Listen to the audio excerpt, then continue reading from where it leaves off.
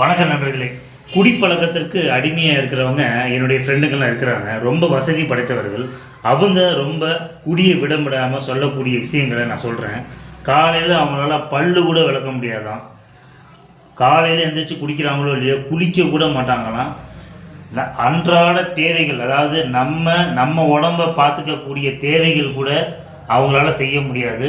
ஆனால் அதுக்காக காலையில் குடிக்கிறேனோ இல்லையோ, அந்த கடை திறந்தவொடனே நான் அங்கே தான் மாப்பிள்ளை உட்காந்துருக்கேன். என்னால் குடியை விட முடியல. இன்னொன்று, எனக்கு வசதி வாய்ப்பு இருக்கிறதுனால என் பொண்டாட்டியை உருட்டி மிரட்டி கையில் காசு கொடுத்து காய்கறி அதெல்லாம் வாங்கிக்க போ அப்படின்னு சொல்லி எரிஞ்சு விடுவேன். குழந்தைங்க ஆட்டோமேட்டிக்காக ஸ்கூலுக்கு போயிடுவாங்க.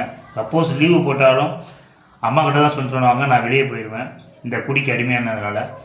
இதை எதுக்கு நான் சொல்லுறேன்னா, வசதி படைத்தவர்களே காசு பணம் இருந்து குடியை விட முடியாமல் அந்த கடை பக்கத்தையே ஒதுங்கி பூனைக்குட்டி மாதிரி அங்கே சுற்றிட்டு இருக்கும்போது, ஒரு ஏழை ஆண்மகன்கள் குடும்பம் நடத்துகிறவங்களாம் எவ்வளோ பேர் டைவர்ஸு, கடன் தொல்லை அப்படின்னு சொல்லி சூசைட் பண்ணிக்கிறாங்க அப்படிங்கிறது ரொம்ப முக்கியம். பல்லு கூட விளக்க முடியலன்னா பார்த்துக்கோங்க.